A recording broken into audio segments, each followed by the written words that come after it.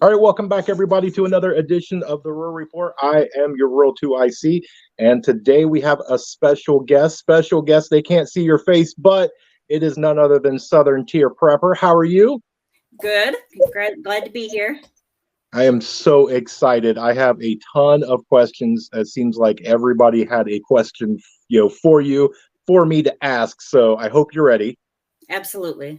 Excellent. Well, I did my homework and I was actually a little surprised. And I like to do this because whenever you give statistics out, everybody's like, wait a second, I don't check my own stats. So it says YouTube says you started your YouTube page in 2015. No, no. Ooh, so YouTube lied. Well, That's maybe absolutely you wrong. signed up for YouTube in 2015. Maybe, my Gmail address isn't even that old. So I'm not Ooh. sure where they're getting that from. Well, and see, you've just kind of started. You've got a couple videos out. You've got a decent amount of viewers and everything for what you've got. It's your Facebook because that's where I found you. I stumbled upon you. You have over 1,000 Facebook followers, which is more than me, by the way. But I was part of one of the prepping pages on there, and you do your STP tip of the day, which is your Southern Tier Prepper tip of the day, Mhm. and you won me over. I was like, oh my goodness. And I started searching for them because they're so detailed and so great. That's how I found you. So if anybody's on Facebook, I'm going to drop your links down in the description section. But for the people that don't know you, go ahead and introduce yourself. Well, I'm Southern Tier Prepper. My husband and I and three of our kids live in the Southern Tier of New York State. We have about 6 acres where we don't currently have all of these things, but over the years we've had goats, pigs, dairy cows, beef cows, chickens, turkeys, meat rabbits. And I'm sure I'm probably forgetting something, but pretty much the only thing we haven't had has been sheep. Right now, all we have are chickens and meat rabbits. We decided to sort of chill out for a couple years and ride our motorcycles instead. But now we're just trying to get back into the swing of things. And so we started small, just because we don't have a lot of help. It's just me and him and the three kids that we still have at home. I personally have 2 disabilities and I homeschool the three kids that are at home, and he runs his own business. So we're pretty busy, but we still find a way to make it work. And we've been, prepping hardcore since we bought this place in 2010. But I was pretty much raised very closely to my great aunts and my grandmother, and they were all products of the Great Depression. Hmm. So I was sort of trained to be a prepper without actually knowing what a prepper was. It's sort of always been ingrained in me. I've always had a whole house full of food, but it wasn't until we bought this place that we were able to like switch from not just having a stockpile of food, but also becoming more self-sufficient and being able to provide more of our own food and replenish the things that we use. And that I got into canning and pressure canning and dehydrating and natural medicine and the whole 9 yards. So I love it. And like what you said, you have disability, and is it one of the kids have? my our youngest son is 9 and he has autism.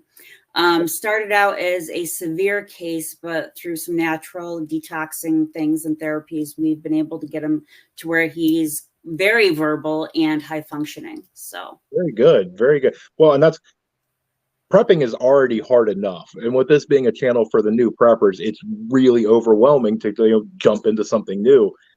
But with disabilities, not only for yourself but the kids, New York on top of it. I that's a mean, disability in itself. yes, yes. So I want to ask the first question. So as we just said, you do your tip of the day. What got you started doing that? um, I'm not really sure. The whole reason I even started a YouTube channel and a Facebook is because I felt called to share what I know, because the world is getting to be more and more uncertain Mhm. and a scarier place. And so many people don't know what to do or where to start. And it can be so overwhelming. You know, if you haven't been doing this for years and you start looking it up, I mean, you pretty much think things are hopeless. Oh no, I don't have a bunker, I don't have 40 acres, and you Mhm. know, what am I going to do? But this way, I figured if I could break it down into small digestible tips, people might be able to read them and say, hey, I can do that, or hey, I'm already doing that, or I Mhm. never thought of that, you know. And so hopefully, you know, everybody from the beginner to people who've been doing it a while can get something out of it. Oh yeah, yeah, yeah. And I've been prepping for I mean, quite a while, and I'm by no means a master in anything. And I stumbled upon the one, and I was like, wow, and it really made me think. And so I went and I looked. I was like, who is this? And I started looking and looking, and I kept reading more and more. And then you had to pause because I was devastated. I was like, where are they? Oh yeah, sometimes I have to take a couple days off, you know, whether it's the kids have stuff going on or we have stuff going on for our homeschool co-op, or if I'm not feeling great, you know. And sometimes it's just writer's block, you know. It's Mhm. well, what do I write about today? And some days it's just so crazy, I absolutely forget until it's too late, and it's like, well, it'll have to wait till tomorrow. But I do try to get them out most days, so you know, I've been trying to be better about that. But Well, speaking of writer's block, my next question, how do you come up with these? um I just try to think about, like, when I'm doing something for us to prep, or if I'm looking for our next piece of gear or our next gadget, it's like, I wonder if people know about this, or I wonder if other people have thought about this too. And then so it becomes a tip. Oh, yes. It's just Yeah, that easy. it's absolutely amazing. So, you said that you were on the property. When did you say you bought it? In 2000? 2010. Okay. And then you started hardcore prepping and everything. What made you like really start? Well, we were interested in being more self-sufficient. And then we had a friend of ours that my husband really hadn't seen till since just after high school. And he asked if he could, you know, come over and see us, because he saw from Facebook that we were, you know, doing some, you know, small set scale farming and homesteading, and you know, wanted to have a chat with us. And at that point, it was right around the time that the show Doomsday Preppers came out. And when my husband and I would watch that, we were thinking, wow, these people are nuts. But that is pretty cool, you know? And then we were thinking, you know, with being self sustainable and everything else that was going on in the world at that time, it was like, you know, it probably is a good thing for us to put some of this back. Um, so I'd taken a canning class because nobody had ever showed me how, and I wanted to do it. So I reached out to a lady who actually had a canning business, like a online, you know, Facebook store, and she'd been featured in magazines and things. So I reached out to her and I was like, hey, you know, could I pay you to teach me? And she was all for it. And I learned that way. But anyway, so back to this friend. So he did come to visit, and he brought us a bunch of seeds that he wasn't going to use. And then he was like, so have you guys ever heard of preppers? We were like, yeah, hey, we watch that show, you know? Then he was like, well, you know, I am one. You know, my wife and kids are all in on it. And I kind of wanted to put some feelers out, but it seems like you guys are where we're at politically. And we were kind of wanting to know if you know, want to join us so we could all help each other out. And, you know, we did that for quite a while, but then things calmed down with 45 getting elected, and people moved away. People, you know, kind of fell off the radar, so that just kind of fell apart. But we kept going. Mhm. So you know, and you know, we still keep in touch with most of the people. It's hard to with the people that moved away, but you know, we all know that we're there for each other should we need each other. And in the meantime, we've built up a pretty good mag of really great people in our area. That, you know, we don't like have grand notions of a big old commune or compound or anything. Everybody's responsible for themselves and their own families, but we know we're there to lend a hand, to trade with, to lend our areas of expertise. You know, it's kind of like a extended family with a common goal. Oh, I love the way you put that. That's great on that one. Um, so what is some of the reasons, or what is something that you actually prep for, like an actual event or scenario? Well, here in New York State, well, our area of New York State anyway, we have a tendency to get a lot of power outages. Our power company is owned by a corporation from Spain, and they don't really care if they give us good service or not. So, some of my friends actually have been out of service off and on the last couple days and couldn't get their pies baked or their, um, yeah, it's been rough. But so we've had three major floods since I've lived here that have shut down schools and roadways and transportations. We get blizzards, we get power outages, we get ice storms. So there's that for sort of short-term prepping. But the threat of economic collapse and civil unrest, I think, are the two great big ones. Um, Topographically, we're in a good spot if there would be, like, say, a nuke attack on New York City or, up in Fort Drum. The way the mountains and the hills are here and the wind patterns, we're in a pretty safe spot for that. But that doesn't mean that, you know, there's a lot of people from the cities that own properties in our area, Mhm. and come up here and shoot a bunch of deer and leave them to rot and think they're going to flee to the woods, and we like to call those idiots around here. Mhm. So I like it. no offense to anybody who actually knows what they're doing, but people who haven't actually tried to be self-sustainable, that's basically what they are.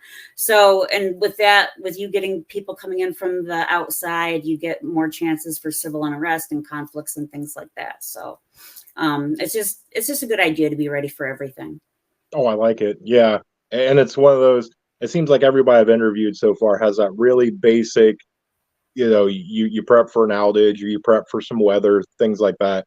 But then there's that, next level of what Mhm. could happen. And it's almost that regional thing. So for you it's this, and for somebody out west, it's something different, but it seems like everybody kind of comes back to it. There is an economic crisis that very well could take, and that would take all of us. Mhm. Yeah, Yeah. I like it. So, what areas of prepping do you feel that you excel the best at? Um. Wow. Yeah. I would say food preservation for Hmm. one. I'm pretty good at that. I've always been very good at sort of healthcare kind of stuff. Hmm. My mom went to nursing school when I was a teenager, and I would help her study for all of her exams and quizzes and whatnot. So I kind of went through nursing school without going through nursing school. Hmm. And then my oldest son had a lot of health issues with asthma and different things. And I've always been the one to kind of, help the older family members go to their doctor's appointments, go to the emergency room, go here, go there.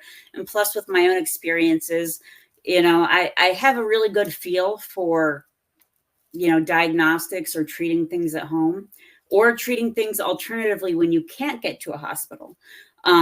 So I think like the whole medical area, even without having any formal medical training, Hmm. it's a great thing. Like with our power outages, when my oldest was really young and like required nebulizer treatments several times a day, and our power was going out all the time. And this was before like the portable car nebulizers and Hmm. things were affordable.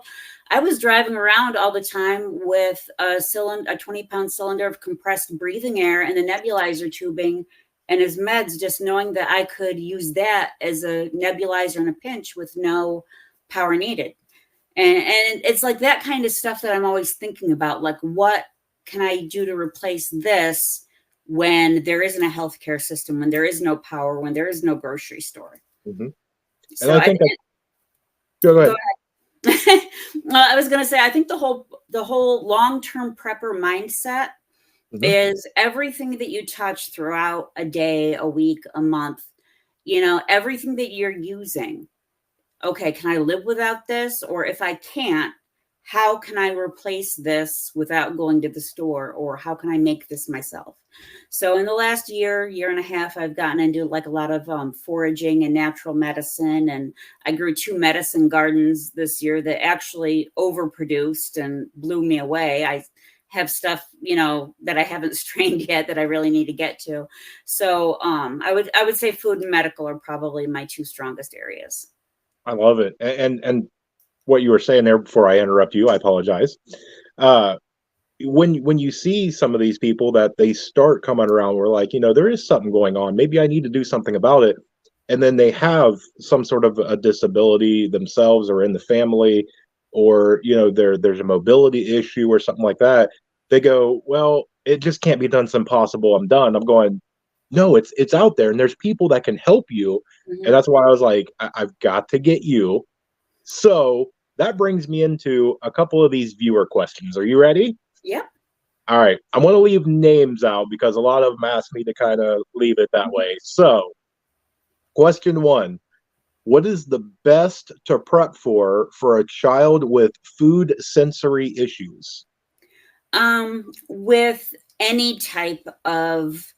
um, any type of spectrum disorder, whether it's sensory spectrum, autism spectrum, developmental delays, the important thing is to try to maintain a sense of normalcy as much as possible. So, for a long time, and even now, my son loves his Cheetos. Like, and if there's no Cheetos in the house, he will have a fit. Um, so what am I doing? I'm experimenting with different, recipes for homemade Cheetos to see if he'll like them. Most of the time, he won't eat anything that I cook. Luckily, he's coming around now to wanting to at least try. And he'll take a bite of something and he'll be like, oh, actually, that's pretty good. Can I try that? So it's a matter of like, if they will only eat smooth foods, get one of the manual, like Pampered Chef makes a manual food processor chopper that you can puree things in, a lot easier than sitting there with a knife or cooking the heck out of something so that there's no nutrients left. If they only want, square food, get like one of those French fry cutter things and experiment now, and try to transition them slowly into things that you can do without going to the store, so that if it does hit the fan and they automatically have to start eating whatever you have, that way it's not a complete shock. Mhm. you know um just try to keep things as normal as possible, and if they have favorites, figure out how to make them, or keep them stocked up, so they at least could work through the transition and still have some items of comfort. That's amazing. And see, when people ask me these types of questions, I have no clue whatsoever. And I feel so bad because I love to help people. And that's one of the reasons I think why I just, as soon as I saw your stuff, I just was attracted to your page, because there's people out there with channels and platforms, and they're doing it to make money and to get fame and to get whatever. And you're doing it for a genuine, honest, real, right reason. And I absolutely love it. So thank you. Yes, yes. That's why I was so excited, because it's like, I've got to do this. So, question number two: how do you deal with medication shortages? For example, people with maybe ADHD or high function anxiety. Okay, so there's a couple of different ways to approach this. And the first one depends on your relationship with your doctor. Um, a lot of doctors think, prepping is stupid, those people are crazy, whatnot. Every doctor I and my children have had, save for 2 over the last 15 years, totally get it. And we have a great relationship with our family doctor now. So one of the things you can do is, if they're on a dose that isn't the maximum dose for what they need, talk to your doctor and say, look, I'm really concerned about the supply chain. And if they're on those ADHD meds and it's something that there's already been an issue with, like I know there was shortages of Adderall and things, you can say, is there any way that you can write the prescription for that for twice a day, even though he's only taking it once a day, so we can sort of build up a supply? Or, you can ask them if they have samples. A lot of different, doctors get samples of these things in. And then you can ask them if they know of any natural alternatives. Most doctors won't, but most doctors now also know the name of a good naturopath or holistic health practitioner. And yes, you will have to pay out of pocket because most insurance companies don't cover those types of places. But those people can guide you as to what is a safe, natural alternative and what the dosing for your child or family member would be. You can also check, online resources and things like that. But when it comes to medical stuff for your children, and I also want to, like, as an aside here, I'm not a medical professional. I'm not a professional anything but a mom. So, just take this for what you will and use it as a starting point to, do your own research. And that's why I always end my tips of the day: do your research and prep on, because nobody can tell you what's right for you and your family and your kids but you. Just because Southern Tier Prepper said it doesn't mean it's gospel. So, What do you mean? I went to the store and completely wiped out my 401k because Southern Tier Prepper said. Right. But good doctors, naturopaths, holistic practitioners, herbalists, those will be a great starting point. Also ask your doctor if there is a shortage and you're not able to get it refilled. If they could write a separate dose and instructions for a tapering dose so that the child doesn't go into withdrawal, because withdrawal not only does it make them miserable, but it can be dangerous. Mhm. So make sure that you have that backup plan to taper them off of things without causing, serious psychological and health effects. And then there's also the option of, trying to get off of those now. And again, that's only a choice that only you guys can make. There are places online, I guess, that you can order these things. I think India Mart might be one. I think somebody sent me that link before. I really didn't look into it too much, and you can always go to Mexico for antibiotics, or Jace Case, or Duration Health, those kinds of places. But and I don't know which meds they are, and I know they're not controlled substances, but like for health maintenance meds, like I think diabetic medications and things like that, I think Jace Medical might be doing those now too, to help people get like up to a 1-year supply or something. So, Oh, I like it. I like yeah, it. but my advice to you is, if you don't feel safe approaching your doctor about that kind of thing, get a different doctor, because several of the doctors I've had over the past 20 years have all been preppers. Oh, yeah, it'd be really great to find a at least a doctor in my neck of the woods that are preppers, because most of the ones I seem to go to are strictly by the book kind of person. And they're like, let's see, you are kind of tall and a little chunky and quit smoking. And I'm like, thanks, doc. Well, if you go to a doctor's office and they have a cross and a copy of the Declaration of Independence hanging on the exam room wall, you have a good one. There we go. I like that one. That one was for me. Okay, so what items would you include in a prep bag for children with special needs? Their favorites, whatever they are.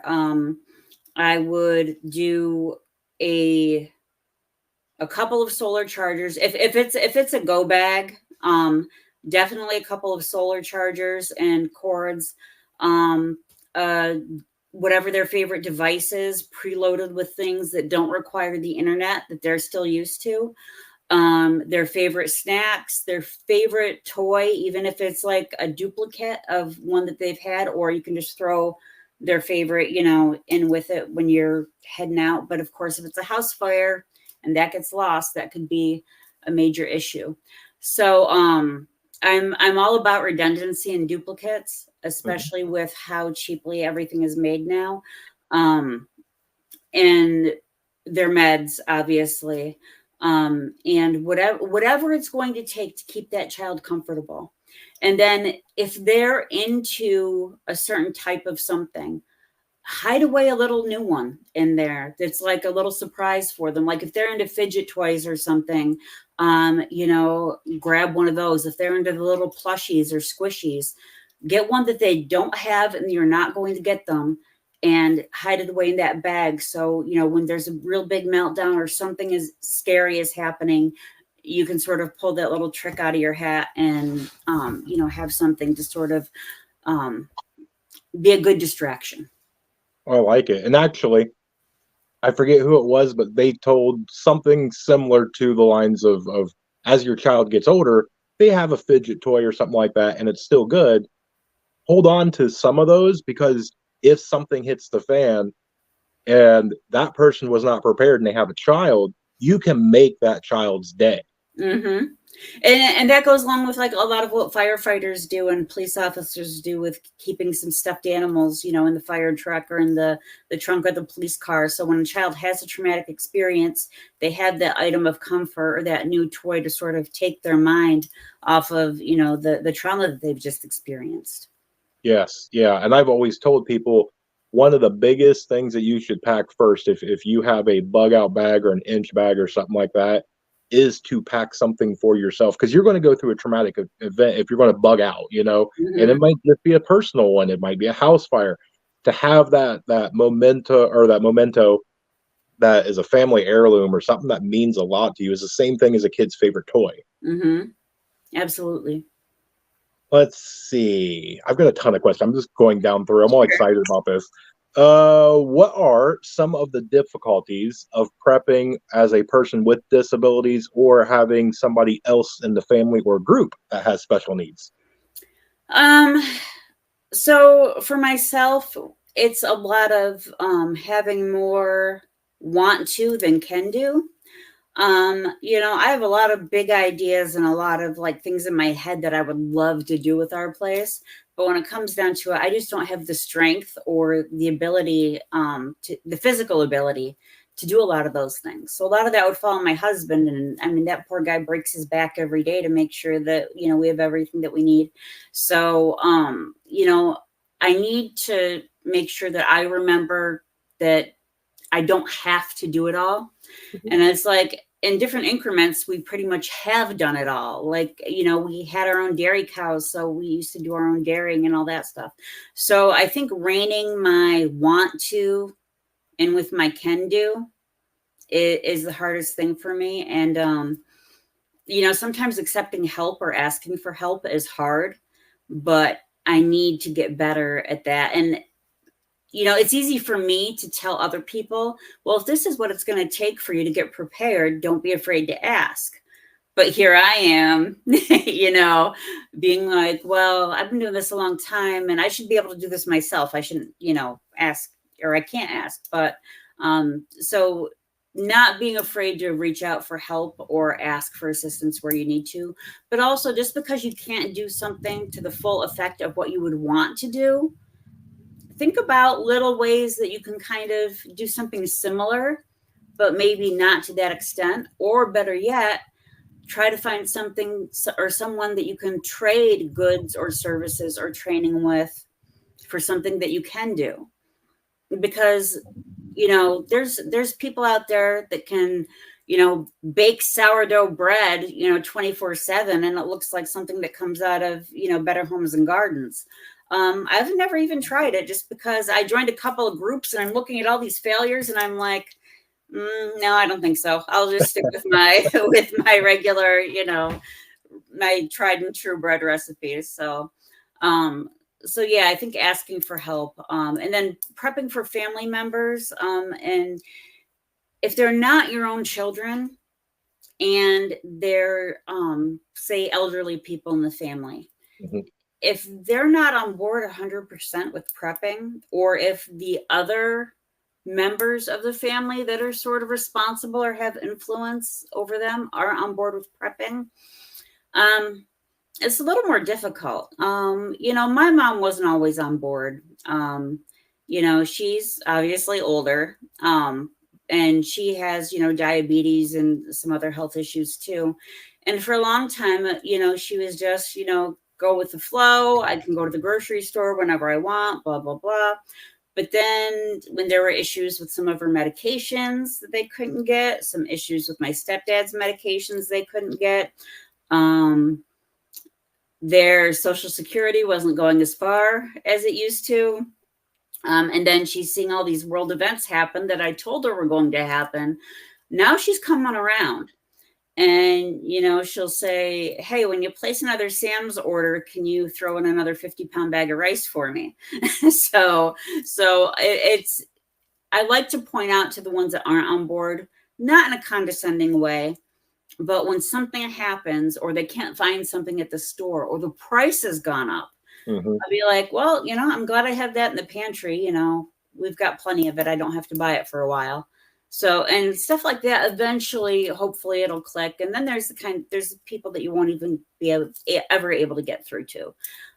There's just no way. And so for those people, you just have to say, well, I tried, I did my best, but, I'm not going to take away from my children to feed them when they're adults, and I've been trying to, tell them all along. Yep. Yep. And I've told that to a few people where they've asked. I've tried to get my family to do it. And they just won't. They just won't. They just won't. What do I do? And I'm like, listen, you try what you can, but eventually Noah had to close the door on the ark. So you do what you Exactly. can, and I don't know if they will watch this, but out of your story there, here's the shout out to Mr. Southern Tier Prepper and Mama Southern Tier Prepper. Well, luckily my husband has been really supportive right along. He's been the muscle behind everything and the financing behind most of it. So, I couldn't do this without him. Before we were together, yes, I always had a big pantry full of food. I always had a freezer. I was ready for medical emergencies with my son, but never could have I taken the journey to self-sufficiency without his support. So, Mm-hmm. Oh yeah, yeah. It's enough to do it by yourself, but when you have that partner, and even more, you have your kids, your family, your neighbors. When it all comes together, it just makes everything so much better. yes. And I'm also thankful for, when he's like, honey, we can't, you know, just remember what happened when we tried to do this, we just can't. So my big thing is I would love to have cows again. I Mm-hmm. really miss milking them. I miss having all that milk. I miss making cheese. But we have some fence posts that are broken, and we live on the Marcellus Shell. You know, I don't know what you would call it, but the geology isn't very good for digging. And so we have some broken fence posts, and he'll be like, do you remember when we put that fence post in, how long it took me and four other guys? He's like, you know how much it would cost me to pay those guys to do it now? So, I mean, I get it. He's good about being realistic and reining me in when my, ambition just kind of flies away with me. Nice. I love it. And I do too. The other half here kind of has to do that every once in a while. Like maybe second guess that one. So and actually, this will probably be a premiere where I will probably be live in the chat. So if anybody has an idea for Southern Tier on how to fix a fence post without digging, drop it in the chat. And the step-in ones do not work for cows. We tried. Let's see, what else do we? Okay, so what is some ways someone new to prepping can start if they or someone in the family is disabled or has special needs? So money is always a consideration whenever you're prepping, whenever you're adding extra things to it. And when you're prepping for somebody who's disabled or with special needs, that money factor kind of gets amplified because the stuff tends to be more specialized. So with special needs, again, I would try to find like homemade versions of their favorite things that they like and stock the ingredients for those. You see, and you don't have to do it all gung ho all at once. Um, I would like to say that people have a lot of time to prep, but I don't have a crystal ball. I don't know. It could be, a couple days, it could be a couple years, it could be not in our lifetime. Yep. But I would rather have it and not need it than need it and not have it. And so I would say start with a list. And I'm a big fan of lists. Start with lists of like the kinds of things that you would need for this person. Start with a physical need, like things like clothing, and if they have like needs for incontinence needs, or like if they need a lift or ramps or mobility items, that kind of thing. Nebulizers are a big one. Just things that that person in particular would need that not everybody else does. And then I would go with food needs. You know, what ingredients or what foods can you store long term, to keep that person happy, fed, and comfortable. And then I would go with their psychological needs, especially children and people with developmental issues. What things can they not live without? And then make sure that you've got a backup over whatever those things are. 2 backups would be even better. Like if they have a favorite movie, like I know a lot of kids on the spectrum and even adults with developmental delays, they have like the same, 2, 3, 4 movies they will watch over and over and over again. Well, if there's no internet and we can't stream them, do you have a DVD player that you can charge off of your, solar generator or power banks? And can you get a couple copies of that DVD so that they can watch it over and over again? And you can keep recharging that DVD off of your, solar issues or whatever. Solar issues. I can't even talk right today. Off of your solar panels or your power banks or whatnot. If it's, a game that they play, if it's an online game, you're kind of screwed. Yeah. My son loves Roblox, but if you don't have access to the internet, it's not going to work. But you can play Minecraft offline. There's other games that you can play offline, and I would say get them used to some of those games and get them downloaded to another tablet or another device ahead of time, because once it's gone, it's gone. But if there's things that you can play offline, like there's like card games and pinball and slots and Minecraft and things like that get them used to it now, get them liking it now, so that when there is no internet, losing Roblox won't be the end of the world. Yes, they'll miss it, but they'll have other things that they can do. Oh, I like it. I like it. And two, and tell me if you agree. I was actually excited, and I was talking about this interview that we were having with somebody else, and they had the thing where they were like, well, I don't have anybody special needs and all this other stuff.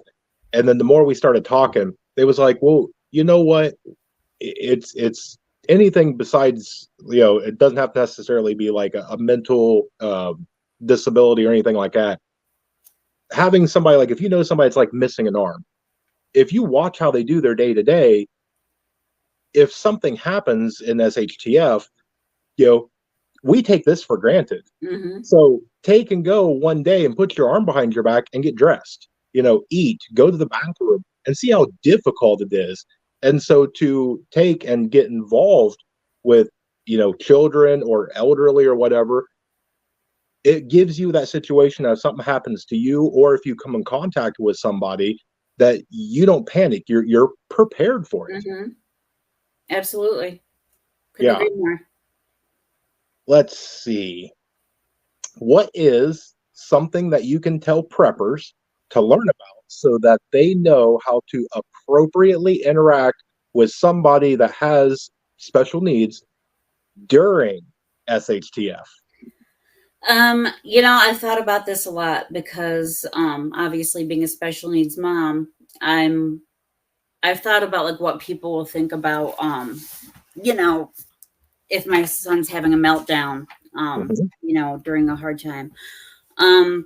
But then I was thinking about it even more. And first of all, when SHTF happens, we won't be around too many other people. At least that's the plan. We hope not. If we're around a lot of other people, it means we're in a FEMA camp somewhere.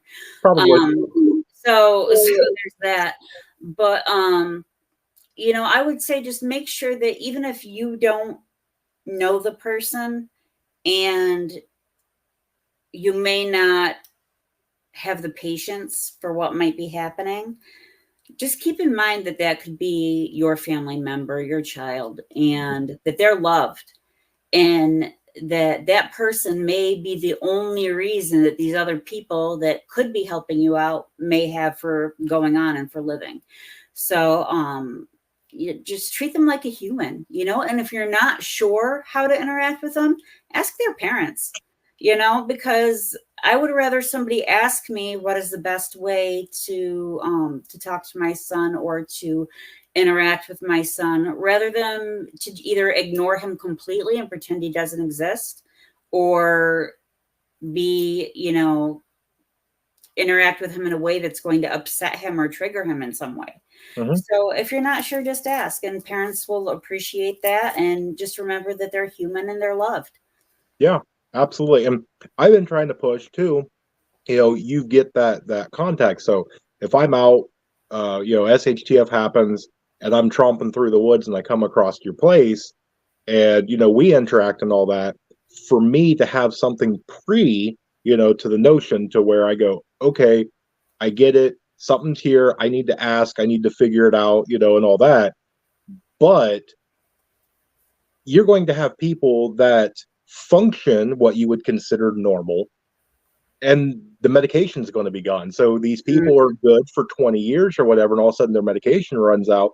You have a high traumatic experience of just something that just happened, and then now they can't get to their medication. You're going to have people freaking out all over the place.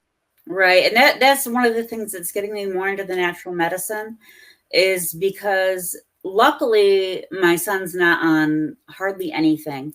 Mhm. The thing we've had the most effectiveness with has honestly been a certain kind of vitamin. So I'm trying to stock up on those, but they're not cheap. But it's like, okay, what can I find that can replace this? Right now, I've got, tinctures and things all ready to be tried to try to, get rid of some of my medications and some of my husband's. But it's going to be trial and error. And it's going to be like, okay, well, let's see how this works for us. And it might work great. It might not work at all. But we won't know until we try. And I would rather try now when we still have the ability to try different things than like automatically assume that it's going to work in SHTF and then not have it work at all. Oh yeah, that would be a very very bad thing. And then correction on that last one. When I said normal, I don't know if there's actually any normal human being. Right. Especially not around here. but No, um no. but no, I like think. a lot of a word that gets thrown out a lot is neurotypical. Mhm. But honestly, I've never met a neurotypical person in my life, so I don't think there's such a thing. No, I think TikTok's ruined most people. So Right. Well, I yeah, think that's why we don't do TikTok in this house. no, no, neither here. So, and it's kind of interesting too because there's a lot, and one of the reasons for me, even if I don't have somebody that is disabled or mobility disabled or anything like that, like I've got people that are they've got anxiety and things like that. That once that medication stops, how do I deal with somebody that for the last 20 years they're fine as long as they pop that pill. Hmm. Suddenly, when they can't, or they can't get to it. They were away from it. The SHTF event happened. They can't go and get any more. You're going to have really high anxiety then. Right. And those are the people too that need to talk to their doctor and have that script and get it filled for their tapering dose. Because Hmm. if they put that stuff cold turkey, that can Hmm. lead to suicidal thoughts and psychotic episodes and worst case scenario, like they could off themselves, or they could have seizures and things. Yeah. So those are the people that definitely have to talk to their doctor now and be like, okay, if I can't get this, I need to be able to taper off of this. Can I have that just in case? Most doctors, with what has been happening with some of the prescriptions and stuff lately, will understand. And if that doctor doesn't understand, find another doctor. Hmm. Work on that now. Um, but Yeah, that's going to be tough, and that's, one of the reasons I, make my own mead is, SHTF is going to be stressful. Hmm. It's, here in New York, cannabis is legal to grow. If that's your thing, great. And even if it's not your thing, if it's legal to grow and have where you're at, fantastic barter item. Oh Or yeah. if you have that family member that's been on pills for 20 some years and now they can't get them and they're coming down hard, that may be a good transition for them to sort of get over that hump and get over that withdrawal. Not saying it's going to work for everybody. I know all that stuff affects different people different ways, but it's another option. Hmm. And being prepared is about having options. Hmm. It's about, if I want to be able to do this, I have the stuff to do it. Yeah. It's like the cow milking equipment. Okay, we don't have cows right now, but if it hits the fan and the milk supplies are down and we can't get anywhere, I have a friend less than a mile away that has a dairy farm. I know she will give me one of her cows that are ready to retire, and I will not get rid of my milking equipment because you just never know when you're going to need it. And now I have that option. I love it. And really, I think what probably one of the two most common is two ends of the spectrum. You have high anxiety and then depression.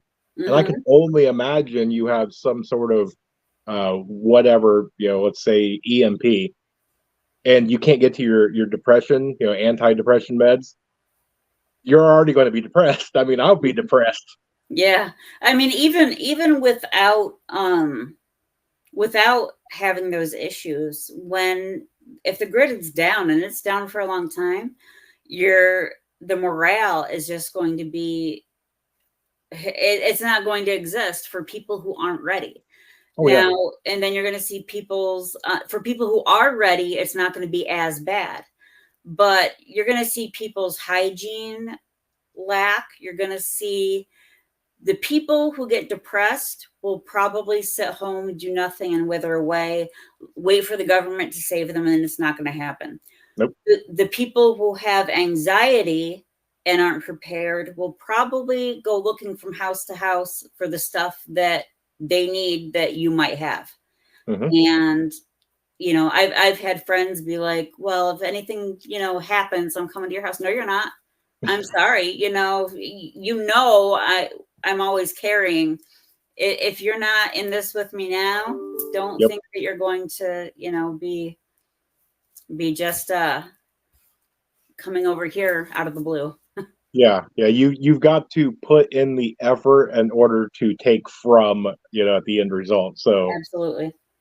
okay, so this one, I'm curious on your answer on this one. So how does a person, group, whatever you want to put in there, how would their daily prepping routine differ from somebody else? So, in this one, the way I'm picturing it, so let's say, for an example, like bugging out. So, for me to bug out, I would grab, the family and we would hit. But if you have somebody with special needs, mobility issues, anything like that, how is that different? You've got to have a plan that's going to work for your family. Only you guys know where your location is. Only you guys know how you're planning on getting there. Hmm. And working that person with either the mobility issues or special needs into that plan is something that only you can figure out.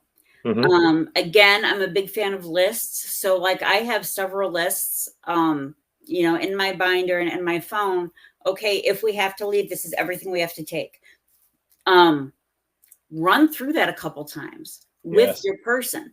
See how effective that's actually going to be.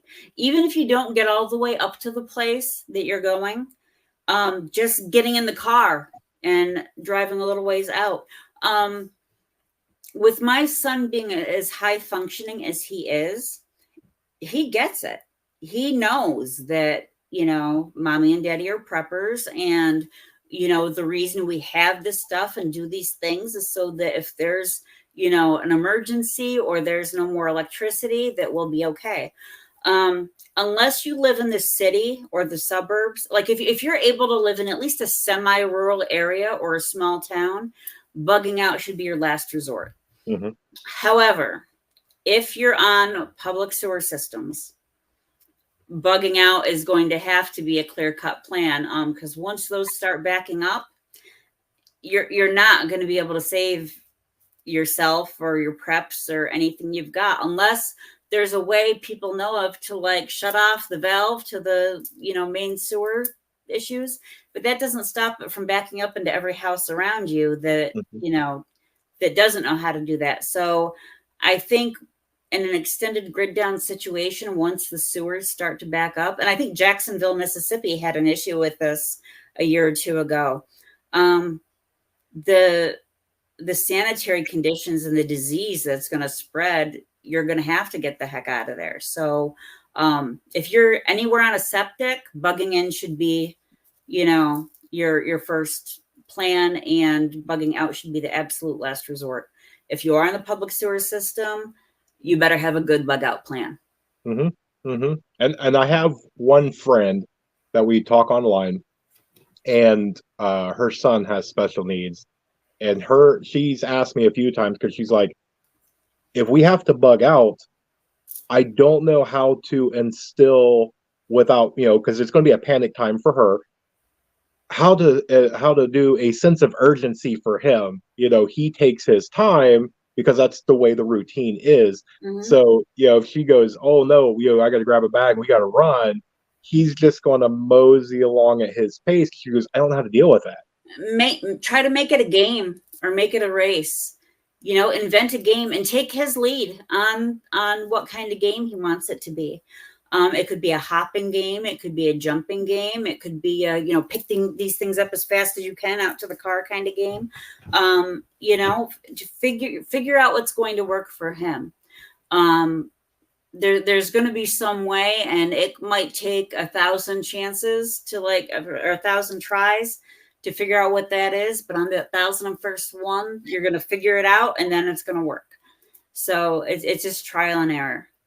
I will say though that one of the things that helped my son sort of come around to the whole bugging out and the whole prepping thing is when we had a camper, we took it over to a campground, and getting him used to that camper and being away from home and not having all of the luxuries that he has here, that sort of helped him get acclimated and used to the idea that, okay, this isn't home. I don't have all my stuff here, but it's pretty cool and I can manage, kind of thing. The first couple weekends were horrible. We didn't make it the whole weekend, but as time went on, he was able to adapt and find things that he enjoyed about it, and he was fine with it. Now he misses it because we don't do that anymore. But now he's like, can we get our camper back? It's like, maybe someday, bud. Maybe someday. So I'm curious now. Prepping in itself, whether it's prepping, homesteading, bushcraft, everything, most of us do it because you either wake up and you're like, okay, I need to do something, but a lot of it is it's a passion. You want to do it. So what is your favorite part about prepping? I think what drives me in the whole thing is knowing that the only way our children are going to have a sense of normalcy and are frankly going to survive should something happen is because of what we do today. So, my kids are my reason for everything. My kid's my husband, but he could take care of himself. but knowing that it's up to us to make sure that should something happen, that they're not going to perish, or they're not going to, die of dysentery or cholera or go hungry. That's my motivation and my reason for everything. Yeah, that's mine too. I sit here and watch my little one play, and I do everything I can to get him involved. And he's 4, so he's not everything Dad's doing, but it's that whole sense of in the background the news is playing, and this disease and this fire and this whatever, and I look at him and I go, we're going to make it. We've got this. We're going to ride this out. And that for me, that's my rewarding part. Right. And that's why I don't hide the news from our kids. And it's like I'll watch. I don't watch a lot of mainstream news, but if I get like a notification on my phone and it's something serious, like the thing today in Niagara Falls, I'll pull it up. And if they're in the room with me, which they usually are, they'll listen to it. Or I'll be watching, one of the prepper news shows, and like they'll start asking me questions, and I answer them honestly. But I'll also say, and this is why we prep, because if this happens that they're talking about, it's not going to hurt us as bad as it's going to hurt most of the other people out there. Mm-hmm. Mm-hmm. So, and luckily with homeschooling, with the community that we have, most of their friends are the children of preppers anyway. So, it works out. They all get it. Yes. Yeah. And I don't know. I'm going to say that this is maybe good parenting, but like Paw Patrol or something comes on, a little theme music, he's all happy. When Dad's watching a prepping channel and their intro comes on, he knows immediately who it is and he gets excited. I'm like, okay, I don't know if that's necessarily good or bad, but it's good. Well, I gotta warn you, since I told my little guy that you were going to be doing an interview with me. He's been stalking your channel. Yes, so shout out to him. Yep. Shout out to Demon Bro too. Okay, so I ask every single person, since this is a new, this is a prepping channel for the new people and all that. For the person that's just getting into this, or maybe they've been into it for a month or whatnot, what is your ultimate best piece of advice for them? Don't get overwhelmed. Make a list, prioritize it, and take it one step at a time. As you can afford it, as you have time to do it. Even if you have no money, learn a skill. Libraries are free, YouTube is free. Learn a skill, learn a trade that you can, do post SHTF. Don't ever stop learning, and don't ever lose hope. Just take it as you can, but lists. I have probably 4 dozen lists in my phone of, okay, if we have to do this, these are the things we need. These are the things I still need to get. These are the kids' Christmas presents that are prepping related. Just prioritize those lists. I love it. Absolutely love it. So with us wrapping up into the end of this, because I see my little notes over on this side. I'm really bad with technology. So we're getting to the end of this. So I'm going to share for the people that made it this far that on your Facebook page, you shared your YouTube, which the link will be down here, that when you get to, is it 100 followers? Just 100 subscribers. Yep. 100 subscribers, you're going to do a giveaway. So if you are not following Southern Tier Prepper, go down in the description, click the little link, hit subscribe, so that way you can be part of her giveaway. Yes, and the winner will need to be both a follower on the Facebook page and a subscriber on the YouTube channel. That means that I'm eligible. Yes, you are. So with almost 1,200 followers on the Facebook page, you would think I would have more than 50 some subscribers, but I get it. I don't have a lot of content up there yet. A lot of that stems from me being technologically illiterate and not having all the gadgets and stuff to be able to not show my face. But we're working on that, and hopefully I'll be able to get content up on a more regular basis soon. I absolutely love it. So I'm going to post all of your links down here in the description, and I'm going to turn it. Is there anything that you want to say before we wrap up? Nope. I just want to thank you for having me on. I definitely appreciate it. And, I was a little shocked when you asked me for an interview, so I'm very flattered. But just for everybody to do their research and prep on. Love it. Absolutely love it. Okay. Well, I appreciate you taking your time out. I was so happy to do this one. And like all of them, this is really, really fun. So thank you. Yes. And have a great Thanksgiving. You too. All right, guys, we're going to sign off. And above everything else, please remember to remain united because we're all prepping in this together.